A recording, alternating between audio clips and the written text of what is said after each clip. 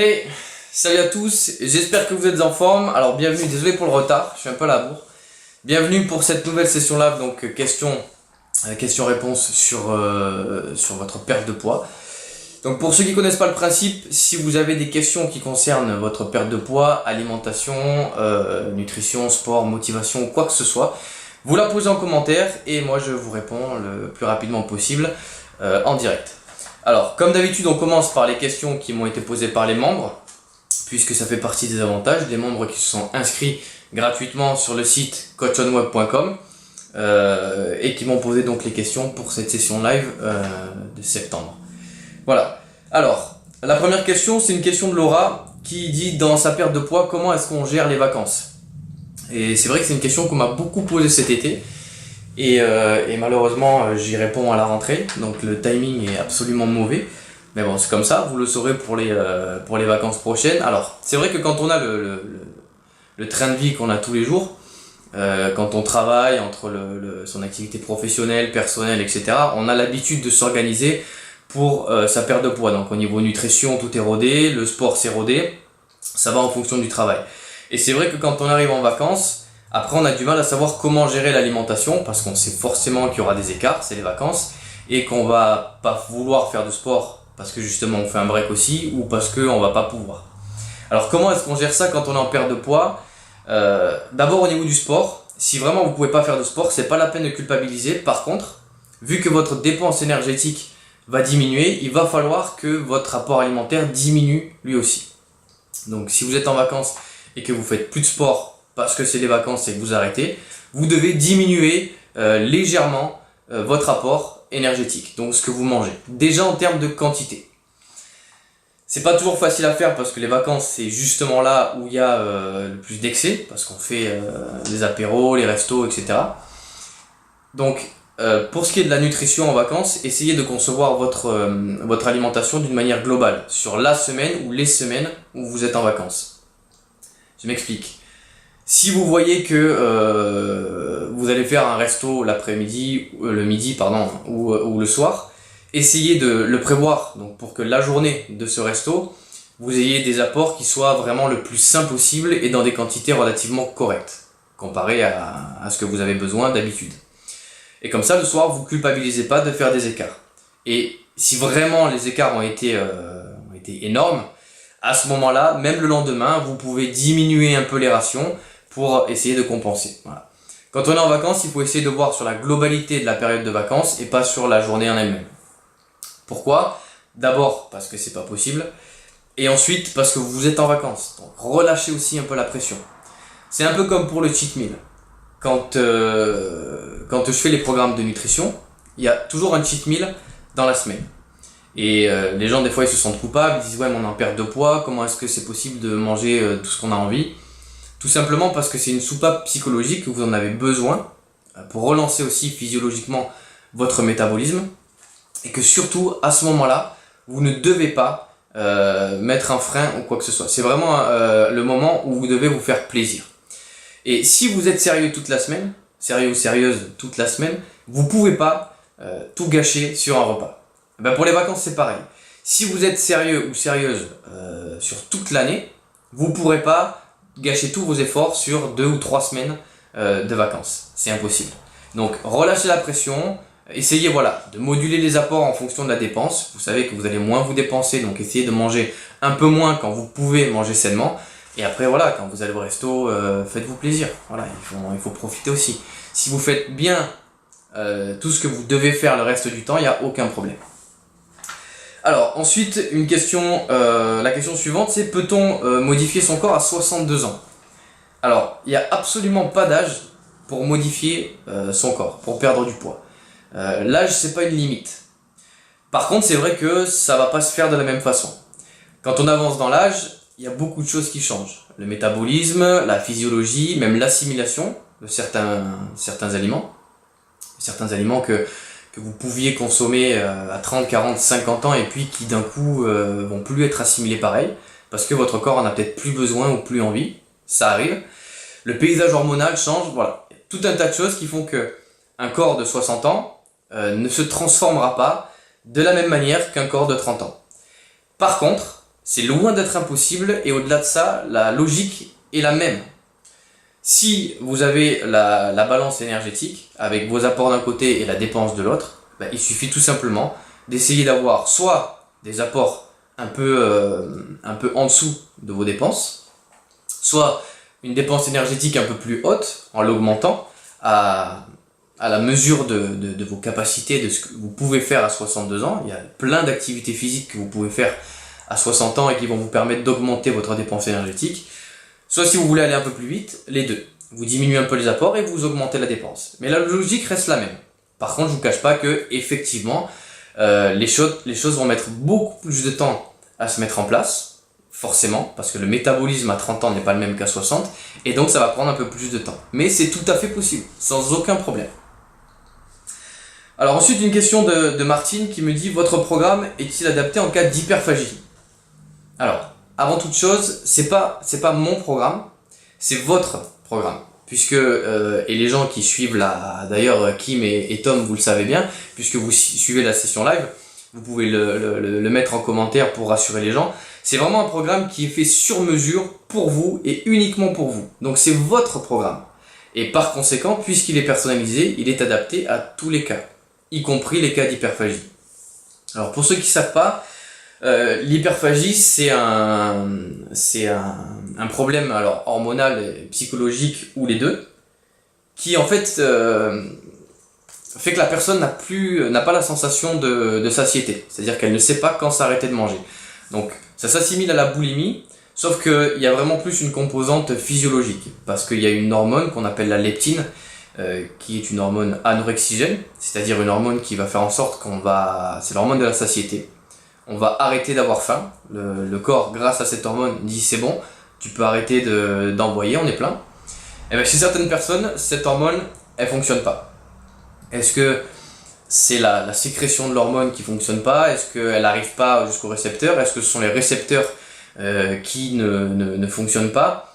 Ça, il y a plein de causes possibles. Le fait est qu'en fait, la personne ne sent pas la sensation de satiété et donc elle a tout le temps faim.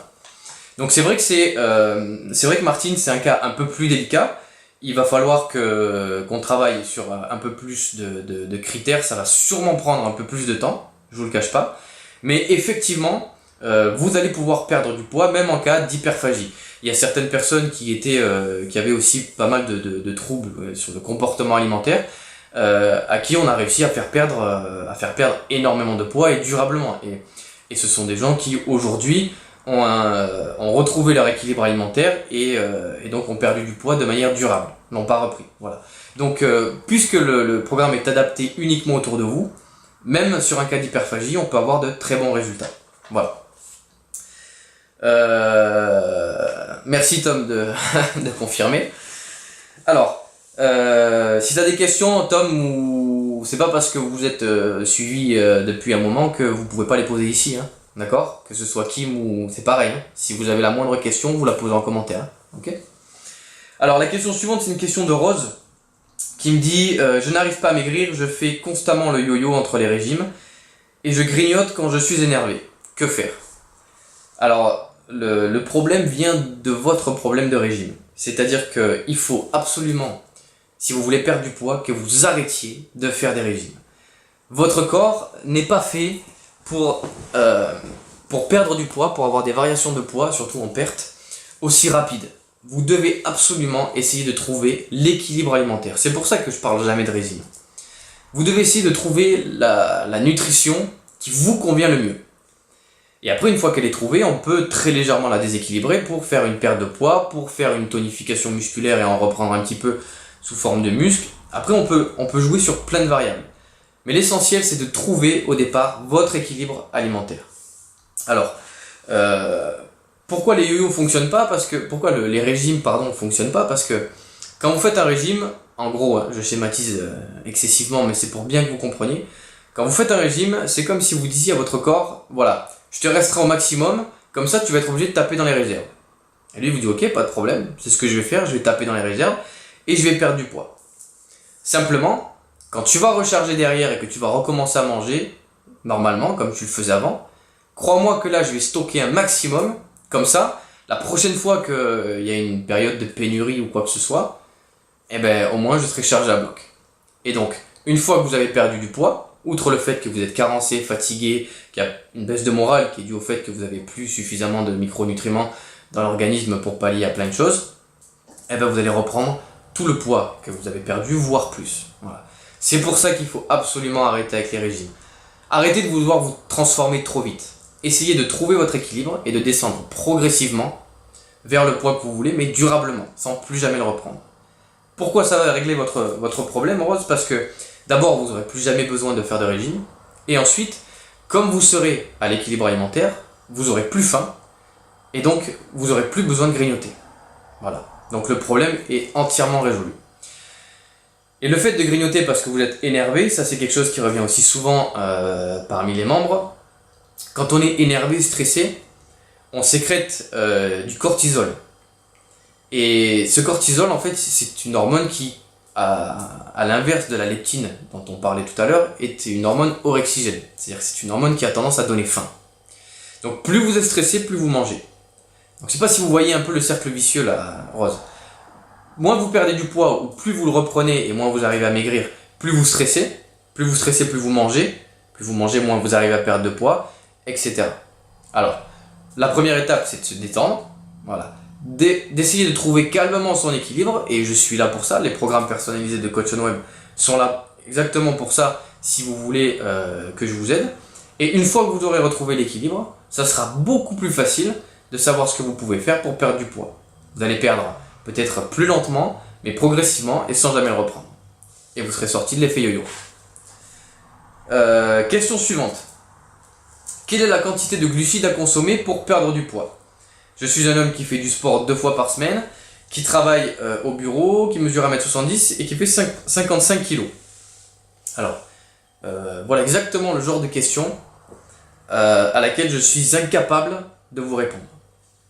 Pourquoi? Parce que il faut considérer chaque personne comme une personne unique. Vous êtes unique, donc votre programme alimentaire, les quantités, les aliments que vous mangez doivent être uniques. Et je sais que quand je dis ça, il y a beaucoup de gens qui me disent ou qui réagissent comme si j'essayais de cacher quelque chose, un secret sur la perte de poids, ou comme si je faisais de la rétention d'informations pour vendre derrière du coaching personnalisé. Mais je vous garantis que c'est pas ça. Et je vais vous expliquer pourquoi. Si je vous donne un nombre de glucides, allez, je vous dis, pour vous, je pense qu'il faut 100 grammes par jour. D'accord? Ok, mais 100 grammes de quels glucides? Des glucides à index glycémique élevé, des glucides à index glycémique moyen, bas? À quel moment de la journée? Si je vous donne, par exemple, 100 grammes de glucides à manger par jour, et que vous mangez 100 grammes de pain blanc le soir ou de pâte blanche le soir, non seulement vous n'aurez pas de résultat, mais en plus vous risquez de prendre du poids. Et donc vous allez dire, c'est bon, Coach on Web, en fait c'est un peintre, il sait pas de quoi il parle, et moi j'ai pris du poids. Mais non, c'est juste parce que je ne peux pas vous dire une quantité précise en fonction de ces simples critères-là. Et pardon, c'est pour ça que je fais que du personnalisé, parce que ça serait, même pour moi, ça serait plus simple de vous dire, de créer, par exemple, pendant 6 mois, je travaille et je crée des programmes types en fonction de la tranche d'âge, en fonction homme-femme, en fonction de l'activité physique, etc. Voilà, je crée des programmes types, vous rentrez 2-3 critères, et bim, vous recevez votre programme de nutrition. Mais ça marche pas comme ça. Je suis intimement persuadé que pour avoir des résultats, il faut vraiment faire du sur-mesure. Et d'ailleurs, le questionnaire que reçoivent les personnes qui suivent la méthode Coach on Web, c'est un questionnaire qui fait, je crois, Tom, tu pourrais, peut-être si tu t'en rappelles, tu peux me confirmer, mais il fait une quarantaine ou une cinquantaine de questions. Parce que ce sont tous ces critères dont j'ai besoin, tous ces critères que j'ai besoin de savoir pour pouvoir faire un truc sur mesure tout autour de vous, tout le suivi, que ce soit les programmes de sport et les programmes de nutrition. Donc, vous imaginez 50 critères, c'est pas en me disant j'ai un travail cool mais je fais 2 fois par semaine du sport. Pareil, tu fais 2 fois par semaine du sport, ok, parfait. Mais quel sport, quelle intensité, quelle durée dans tes séances, voilà. C'est pour ça qu'il me faut vraiment beaucoup plus de choses pour faire les programmes et que je ne peux pas donner des quantités comme ça. C'est pas que je veux pas, hein. Vraiment j'essaie de vous aider au maximum, mais je veux pas non plus vous dire n'importe quoi pour vous satisfaire. Voilà. Parce que si jamais ça marche pas, vous allez dire ouais, c'est pas de quoi il parle, voilà. Et c'est pas ça va vous servir ni à vous, ni à moi. Donc, pour répondre à cette question, je ne peux pas donner de quantité, surtout sur les glucides, parce que ça varie beaucoup trop en fonction du timing calorique et de l'indice glycémique de l'aliment. Pour les protéines, à la limite, vous avez une vidéo dans les vidéos membres qui vous donne certaines quantités autour desquelles vous devez rester, mais les glucides, c'est vraiment impossible. Voilà. Alors, ensuite, une question de Gladys qui me dit, alors, mes horaires de travail ont changé. Je dois maintenant manger plus tard, entre 15h et 16h, entre 14h et 15h. Comment tenir jusque-là? J'ai fait une collation à 11h, mais j'ai faim à 13h. Alors c'est vrai que quand on fait une perte de poids, il faut toujours faire des collations, parce qu'il faut absolument éviter de trop grandes périodes sans avoir un apport alimentaire. Si vraiment la période entre les deux repas principaux, donc le petit déjeuner et le déjeuner, est trop importante, pour des raisons professionnelles ou personnelles, vous devez absolument avoir une collation au milieu. Alors, c'est apparemment ce que fait Gladys. Le seul problème, c'est que ça suffit pas. Parce qu'apparemment, elle a une collation à 11h. Non, elle a une collation, mais elle a faim à 11h. Donc, deux solutions, Gladys. Soit tu augmentes ton apport sur la collation, tu augmentes un peu les quantités, surtout en termes de protéines, parce que c'est un coupe-faim naturel qui va t'aider à ralentir cette sensation de l'apparition de cette sensation de faim. Soit tu essayes, si vraiment tu te lèves tôt et que tu as la possibilité de diviser ta collation en deux petites. Voilà. Comme ça tu en fais par exemple une à 9h30 et l'autre à 11h30 et après tu peux manger à 14 ou 15h sans problème. Donc, ça ce sont les deux solutions Gladys. Et à ce sujet là, parce que tu me dis voilà, donc je mange à 11 mais j'ai faim à 13h. Et tu me dis qu'après tu coupes à 14-15h. Donc ça fait qu'une heure en fait où tu as faim. Je voulais revenir aussi sur cette notion de faim, sur cette sensation de faim, puisqu'on en a parlé aussi au début avec l'hyperphagie, qui est un véritable problème hormonal. Gardez quand même en tête que la sensation de faim, c'est une sensation qui est en grande partie psychologique. Parce qu'on vit dans des sociétés où dès qu'on a faim, on peut se permettre de manger. Il y a des magasins d'alimentation absolument partout, des restaurants, des boulangeries, des snacks, des supermarchés. Même dans les salles d'attente ou dans les lieux publics ou privés, il y a des distributeurs. Donc, c'est quelque chose que nous, on a oublié, la sensation de faim. Parce que dès qu'on a faim, on peut, j'allais dire faire un caprice, mais c'est presque un peu ça, et assouvir cette envie.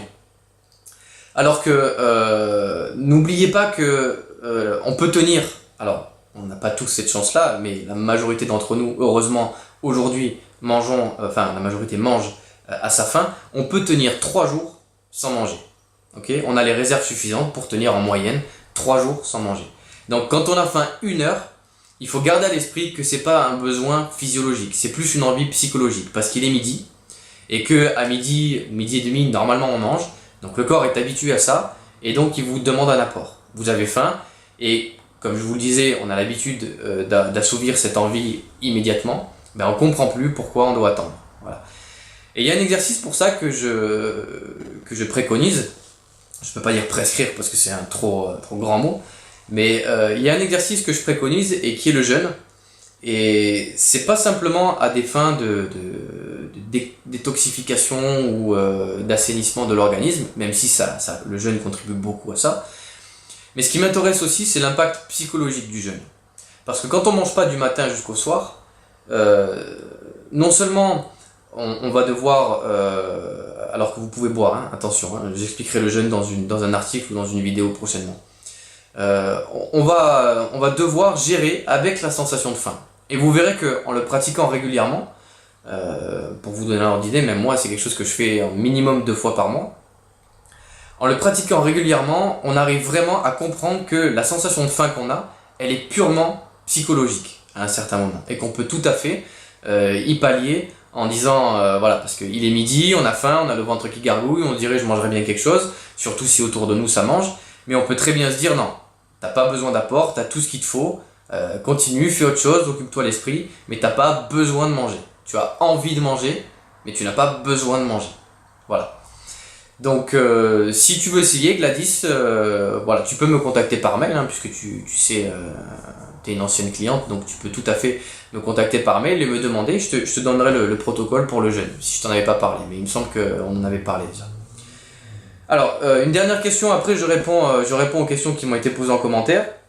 Une question de Lucie qui m'a été posée, elle me dit: j'ai eu 2 grossesses en 2 ans et maintenant je me sens molle.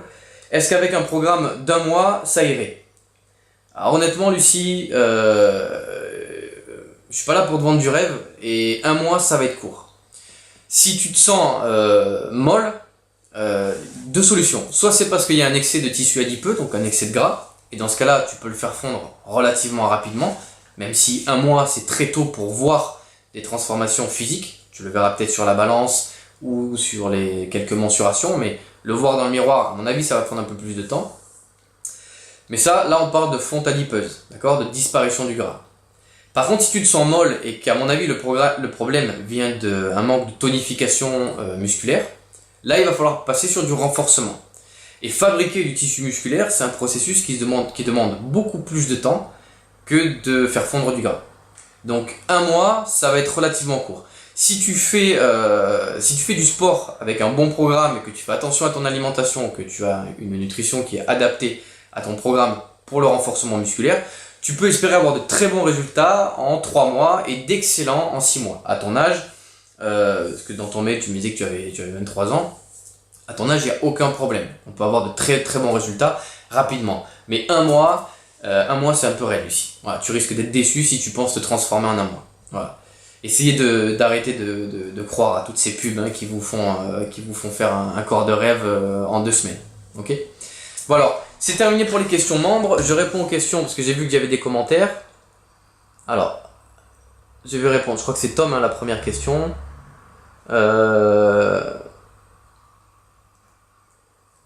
Alors, comment calculer les macros pour qu'un gros en surpoids, on dit souvent 0,8 et 2 grammes de protéines selon l'activité, 1 gramme de lipides, le reste de glucides. Alors, je sais pas pourquoi j'ai pas accès à tout ton commentaire, Tom. Mais en fait, ça rejoint ce que je disais. C'est difficile. Bon, moi je te connais, Tom, parce que je t'ai eu en coaching, donc les quantités, je les avais calculées. Mais comme tu as pu t'apercevoir, quand tu avais commencé ton coaching, tu avais un certain nombre de quantités. Et après, tout au long du suivi, on avait fait plein de réglages sur ces quantités et les moments dans la journée où tu avais les collations, etc. Pourquoi? D'abord parce que ton corps se modifiait et donc il fallait faire des réglages, mais aussi et surtout parce que quand tu as répondu à ton questionnaire et que donc j'ai commencé les conceptions de tes programmes personnalisés, moi je me suis basé sur des chiffres théoriques en fonction de tout ce que tu m'avais dit. Mais il s'est avéré que la théorie devait être réglée en fonction des premières semaines. Hein. Dès les premières semaines, on avait fait quelques réglages. Devait être réglée en fonction de ta progression. Donc tu vois, c'est pour ça que, à part la quantité de protéines, qui effectivement est entre... Alors, si vraiment tu as une activité physique intense, tu peux aller jusqu'à 2 grammes. Mais à 2 grammes de protéines, on est presque dans l'anabolisme, donc dans la prise de masse musculaire. Entre 0,8, comme tu dis, et 1,5, pour une activité physique moyenne, tu es dans les normes. Tu peux même aller jusqu'à 1,8, mais ne va pas au-delà, je pense que c'est pas nécessaire. Avec le sport que tu fais, c'est pas nécessaire. Mais après, pour les glucides et les lipides, c'est très dur à dire, parce que autant les protéines sont des aliments qui, en termes d'assimilation et de finalité, si tu veux, vont avoir... sont assez simples. C'est assez simple de composer avec les protéines. Autant les glucides, d'abord, il y en a tellement, l'assimilation est tellement différente, les indices glycémiques sont tellement différents, ils varient en fonction de la cuisson, de la maturité pour les fruits. Les lipides, c'est pareil, tu as les bonnes graisses, les mauvaises graisses. On sait que les mauvaises graisses, dans les acides gras saturés qu'on retrouve dans les viandes rouges, etc., le beurre, tout ça, sont pas forcément mauvaises, mais à très petite quantité. Donc, tu vois, c'est difficile de te donner une fourchette. En fait, voilà, ça, moi, ça fait plus partie des choses que j'ai des bases, de calcul. Mais après, je régule énormément en fonction de la personne, de son activité physique, de ce qu'elle va manger, de quand elle va les manger. Donc voilà, c'est pour ça que donner des chiffres, c'est quasiment impossible. Alors, Kim, mon corps me réclame toujours du sucre, surtout l'après-midi, après le repas du soir. Et après le repas du soir, quoi faire? Euh, alors, le, le sucre l'après-midi, c'est pas forcément quelque chose que tu dois absolument éviter, Kim. À partir du moment où c'est pas du sucre raffiné, du sucre blanc, parce que tu sais que c'est dangereux, je t'explique pas, hein, ça fait des années que je te suis en coaching maintenant et tu sais très bien de quoi je parle.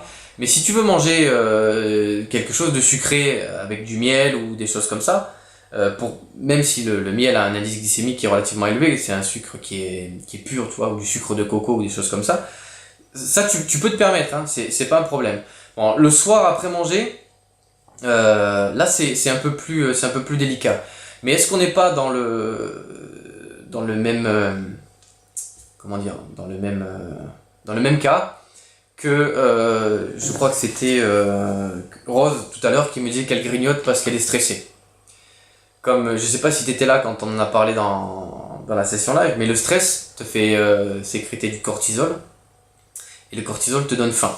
Et ce que va réclamer ton corps quand il a faim immédiatement, c'est du sucre, surtout en période de stress. C'est la réponse combat-fuite qui fait que t'as besoin de ton corps pense que tu as besoin d'énergie rapidement, donc il te demande du sucre.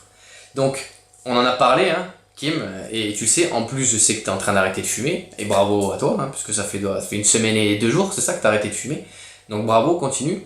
Mais je pense que voilà, du coup, il y a un peu de stress et qu'il faut faire attention de pas se retourner sur l'alimentation. Alors, si tu veux, ce qu'on peut faire, c'est modifier ton plan alimentaire pour que tu aies un peu plus d'apport avant et que tu aies moins faim par exemple après manger, si tu veux. Donc envoie-moi un mail en me disant ça pour que je puisse avoir une trace écrite et j'essaierai de voir si je peux pas faire des modifications dans ton plan alimentaire, mettre un peu plus de protéines dans le repas du soir et un peu plus d'hydrates de carbone avant, voilà, pour que tu aies moins faim après manger. Ok?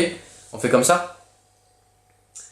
Alors Tom, pourquoi pas un groupe Facebook pour les membres VIP Coach on Web pour s'entraider et ou se motiver? Alors j'y ai pensé à un moment, faire un groupe effectivement où vous pouvez échanger.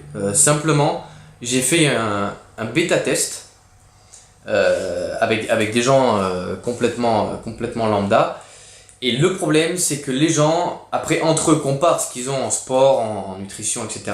Et reviennent vers moi avec énormément de questions parce qu'ils comprennent pas pourquoi lui il a ça et moi j'ai pas ça, et pourquoi lui il a droit à ça et moi j'ai pas droit à ça. Et donc, en fait, après, derrière, moi, je suis obligé d'expliquer énormément de choses. Donc, les gens comprennent, hein, au bout d'un moment. Mais pour moi, ça génère un nombre de questions qui sont tellement importantes en volume que... Alors, c'est pas que je perds mon temps, hein, parce que vous savez que moi, je fais vraiment ça pour vous aider. Mais après, je peux plus passer mon temps... Enfin, je peux pas passer mon temps sur les réseaux sociaux. Sinon, j'ai plus le temps pour mes coachings. J'ai plus le temps pour les programmes personnalisés. J'ai plus le temps pour vous répondre par mail. Voilà. Donc... Le groupe, pour l'instant, d'après le bêta test, c'est pas possible parce que en plus je peux pas dire après aux gens qui sont en suivi, bah, je peux pas répondre à vos questions parce que vous m'en donnez trop. Voilà. Donc c'est pour ça que j'ai évité de faire un groupe VIP. Voilà. Alors comment faire pour ne pas grignoter à l'apéro? Alors il y a deux solutions. Soit tu manges, soit si tu sais que tu vas avoir un apéro, tu manges beaucoup avant. Tu fais un gros repas avant, ce qui va te permettre d'avoir moins faim et donc tu n'auras pas besoin de grignoter. Soit tu fais des choses saines à l'apéro. Alors, ça commence à rentrer dans les mœurs. Je sais que c'est pas encore ça, mais on n'est pas obligé de faire des apéros avec des chipsters ou des curly. Quand tu fais des apéros avec une sauce blanche à base de fromage blanc, d'ail, de fines herbes, etc. et des légumes coupés en julienne. C'est une julienne, hein, ça s'appelle quand c'est en forme de frite, hein, je sais plus. En bref, vous voyez tout ce que je veux dire quoi. Quand tu coupes une carotte en forme de frite, tu mets des petites tomates cerises, des petits trucs comme ça. Tu peux mettre 2-3 chips, mais le fait qu'il y ait des choses saines, ça va te permettre d'avoir pas que des biscuits apéritifs,